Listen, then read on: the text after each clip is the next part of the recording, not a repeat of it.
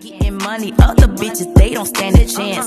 Twerk, twerk for them dollars, I don't want your man. You know it's Jenny Gang. Yo, Jenny Gang, what it do?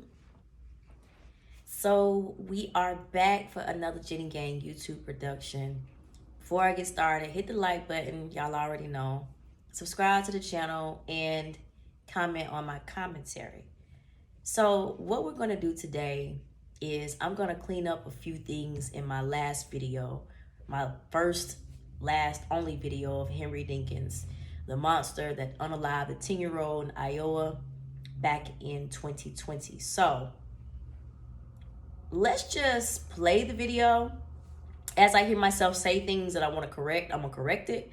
But I hope all of you in the comments who were like, you missed this, you missed that, I hope that you get to see this second video, because watching the trial more in depth, I have learned so much more, but it's still, y'all, a very difficult case to follow because of the way this ninja was moving, and you'll get confused with his lies and the actual truth, okay? But let's go ahead and do a review so we can clean this up, y'all. So I've sped my video up so I can do the reaction as quickly as possible so we can get into the depths of the story and the things that I've learned by watching the trial more in depth. So hopefully you guys can hear.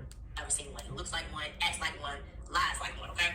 So what is Henry Dinkins' relationship to Bridget Terrell, the little girl who's gonna lie?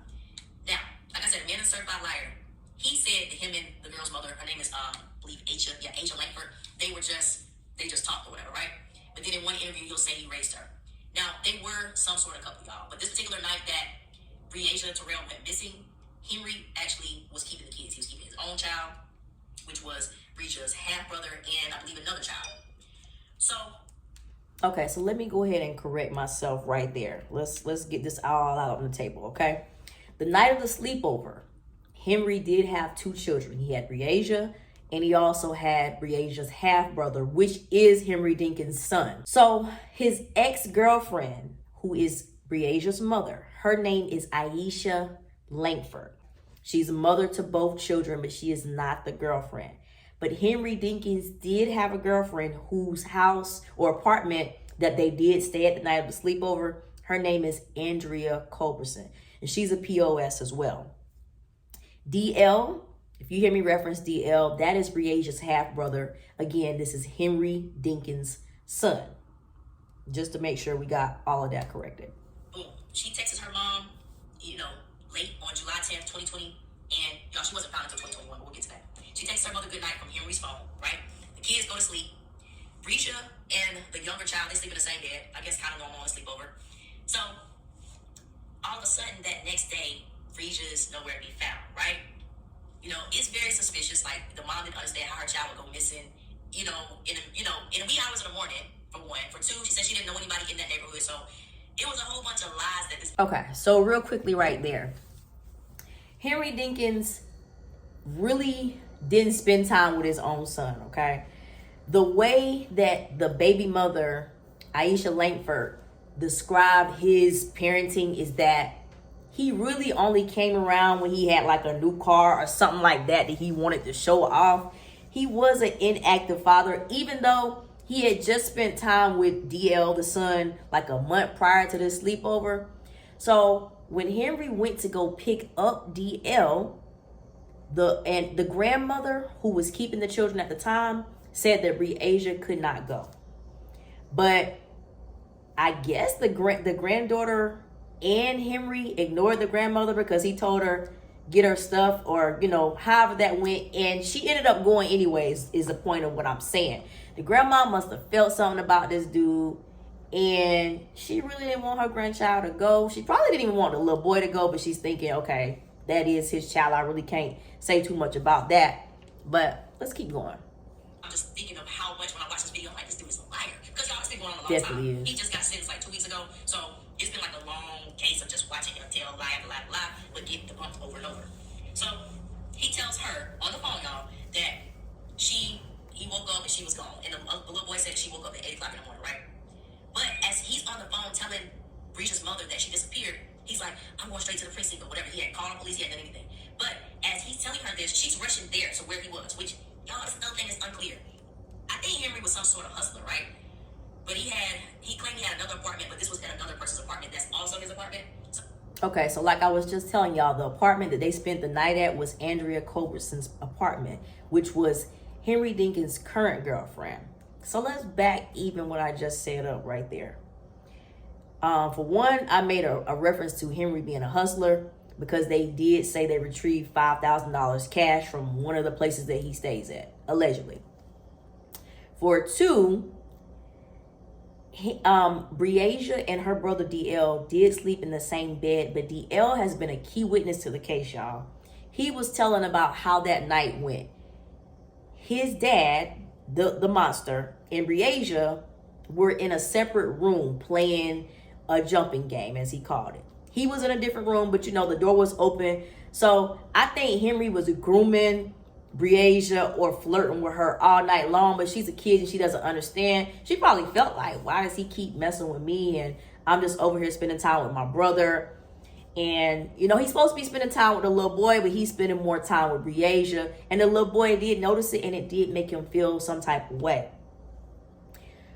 Also, y'all, they let the kids sleep together, but the little boy, DL, actually recalls being asleep and feeling a hard kick in his sleep.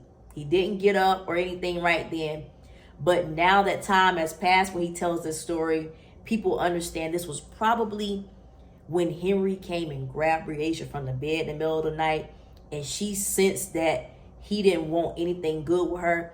She's really trying to tell her brother, hey, probably, trying to get help or whatever, but, he's a kid. Even as an adult, if somebody kicked you in your sleep, you'd be like, man, why you do that? But you might fall back asleep. That's what the little boy did. The mama is rushing to this apartment that her daughter spent the night in. But he on the phone telling her that he didn't call the police, he's going straight to the precinct to tell them in person that she's missing. But she's passing him in the car, y'all, and she passed him. He's flying, but he's going in the opposite direction of the police station, right? I guess we can call that red flag number one. But you may think in a situation like that, the only thing you're trying to do is check and see where your child is. You might not think, why is he going in the wrong direction or whatever. But to me, now looking at it, that's an obvious red flag. Like, where are you going? So finally, him, the mom, and a police officer meet up. They have body cam footage of this charge. State prosecutors asking Purple to walk them through the morning of July 10th. Attorney got the details they get into. You lost it up.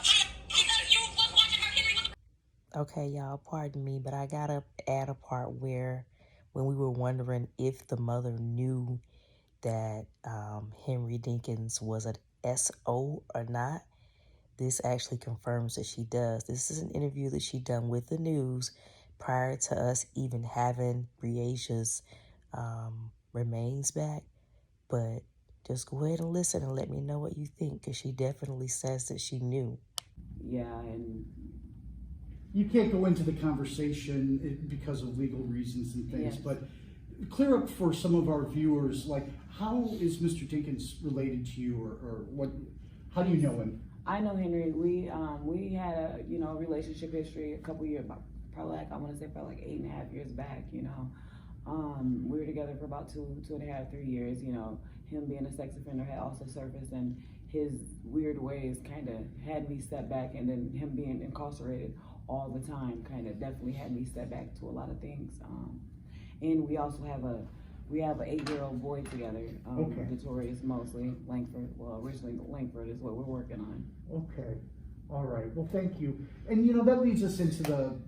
Okay, y'all. So as y'all could see from that interview, unfortunately, Breasia's mom broke up with Henry because of his SO. She figured out, that he had that SO, past, but also because he has some, a lot of weird, messed up energy. So, y'all, this was so preventable. Like, I really don't even let my little girl go with people I kind of do trust like that. But to let her go with somebody that got this weird past and he ain't even really doing nothing for the other kid, like, what was the reason? Her mom came by Henry's house, I believe, to bring clothes. And it's just like, if you can go back in time, you wish she would have just picked her kids up and took them home. But that's not what happened. She let her stay, and y'all know the rest. But let's proceed. Like, it's just so many things that you can say, woulda, coulda, shoulda. And I'm not blaming the mom at all, y'all. I'm just simply looking at the case. Not blaming her, but how could you? So what happens is, ultimately, Henry was the one to unalive Risha. He took her out of the house in the middle of the night. For some reason, he had the other child with him, which I believe is his child. But that child served as a witness to everything that happened, right? Henry shoots her, with a gun or whatever. He goes to dump her remains. But he takes her to a very, very rural area that's like a whole bunch of vegetation. He gets stuck down there. Offers people money to, get him out. And as a matter of fact, one of the people who actually pulled his car out of the vegetation that night, they ended up passing away before the trial, but they did use this man's words as evidence, right? So, okay, let's stop right there and address that. So, in talking with DL, again, I don't know why on one of Henry's 3 trips, he decided to pull his son DL out of the house and they're riding together, right? The little boy was confused about a lot of things, but you can kind of figure out the things that Henry was telling him, they were lies. So let's say, for instance, he had DL with him while he's out. It seems like he took him with him while he's getting rid of Breasia's remains.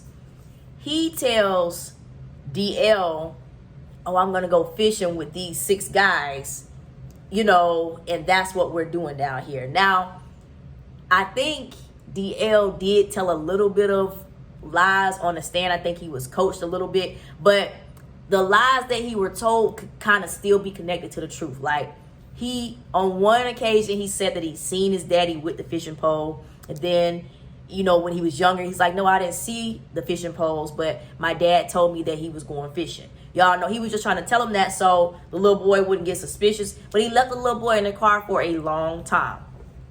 That's one thing. Also, again, DL knew that his dad had gave somebody some money for something, but I guess he didn't understand his dad had paid the guy to pull him out of the vegetation and the, grassy area that they were coming out of, the same area that he took Reed's remains to. A lot of things changed during the trial from when DL was a little boy talking to them to when he was 11. Like I said, I think he was coached a little bit because some of the stuff you kind of know doesn't make sense. He said that he seen DL with a big machete-looking knife or whatever, and it had the red stuff on it, and DL cleaned it off. But then later on, he says that it was a pow-pow, a silver pow-pow. And he says that his daddy did do the unaliving in front of him with the pow-pow. I personally don't believe that's what happened because I feel like he would have said it when he was 8. But no one cares at this point. All the evidence basically showed that Henry Dinkins was guilty. All of this moving about in the middle of the night. And y'all, I think I've probably corrected all of the wrongs in my video. So I'm going to just speak freely now about the things that I now see. So Andrea Culbertson, I'm going to keep it respectful, y'all. I'm just going to call her low self-esteem and somebody that looks like the bottom of your shoe. Her and Henry, they basically belong together. But let me tell y'all, on one of Henry's 3 trips, Andrea Culbertson, which is Henry Dinkins' current girlfriend while all this is going on, she notices that he's not there. She also looked out of the window one time when he came home and seen Breasia outside by Henry Dinkins' car. Either this was right when they were getting ready to leave or on one of those trips back, probably when they was getting ready to leave. She did not do anything. So if you like, okay, what are you talking about? Why she didn't do anything? Let's say you are dating a man. You and your man are babysitting your man's kid and your kid's half sister. You wake up in the middle of the night and your man has taken either one of those kids, but in this case it's the female. Your man has taken this female and you see your man moving weird in the middle of the night and you see the little female child outside the car. What are you gonna do? I know I'd be like, what's going on? Why is that child outside? Why are you? It's 4 a.m. What are you doing? Like, I would immediately probably go into mother mode. And like I said, Andrea Culbertson is low self-esteem. She seems very submissive, very dumb. Like, Henry probably is the only boyfriend that she can get. But even if you can't go into mother mode and say, this don't look and feel right, could you not go at least into girlfriend mode? Like, hey, are you trying to show this little, what are you trying to do with this 10-year-old girl behind my back? Like, none of her womanly senses or just common sense kicked in. And they said it was because their relationship was one of, she just let Henry run things. Even when the police, y'all seen during the body cam, they came to the door to search the house. She opened the door. She said, well, did you ask? Basically asking the police, did Henry say that was okay? Like, you doing all of this to protect this goblin, and you could have saved Breasia too. So there's so many things that could have saved Breasia. Her grandmother initially said, no, she's not going. Whether the grandma just had a feeling or whether they already just ain't like Henry and ain't wanted to go. Okay, boom, that fell. The mom brings her clothes, you know, so she'll have something to wear while she's at the sleepover. She didn't, you know, nothing went off in her mind spiritually to say, let me just grab my child and take her back home. That's 2. 3, Breasia kicks her half-brother in the middle of the night as if to warn him, y'all. That's not 100% proof, but you can kind of tell that's what happened when he's telling the story. She kicks her brother in the middle of the night, trying to say, this man taking me, I don't know what's going on. But the little boy, you know, goes back to sleep. And then the last ditch effort for her to be saved could have been from Andrea Culbertson looking out the window, seeing her out there. And she didn't do anything. She didn't call anybody. She didn't even so much as question this man as to why are you out here with this child, this female child in the middle of the night like this? You're supposed to be in the bed sleep with me. So fast forwarding, I guess, to everything. Let's tie it together. Henry Dinkins making all these false moves, running to the area full of grass, trees, or whatever, pretending to go fishing, picking up his child, even making a Walmart run to get bleach so he can clean the scene. And then also, you know, having to be pulled out of a ditch from the person who verified that it was him. And the person, y'all, again, who said, hey, there's a black male in the middle of the night who asked me to pull him out of a ditch, paid me $100 to do it. He described what Henry had on, y'all. Said that Henry had on, I believe, a dark shirt. But by the time Henry got with the police and all of this, he had done changed clothes. And y'all, when they kept asking Henry about all this back and forth activity, he kept saying he needed money for stuff. But Henry went in the gas station in the middle of the night, filled his tank up. Y'all, just all type of weirdo stuff. The man, like I said, you can really see he was guilty from the very beginning before the son's testimony. But the son just kind of helped put the nail in his coffin. So, again, this is a progressive story. So I will do other videos on this. Like how DL recently tried to write a letter to the judge to try to get the case overturned or whatever he thought he was going to do. And also, Henry did tell one of the inmates in jail that the authorities would never find Breasia's remains, which, as y'all can see, they did find her. This was an inmate that didn't have anything to gain. He's already done all his time, but he said, you know, they're watching it on the news, and Henry's like, they'll never find her or whatever. How would you know they would never find her if you weren't the person who made her disappear? So, yeah. Anyways, I hope you guys can appreciate me redoing and reacting to my own video. Again, I'm going to keep saying what I'm saying. This is a hard case to follow because there's so many twists and turns, and you get mixed up with what's lies that Henry told and what's the actual truth.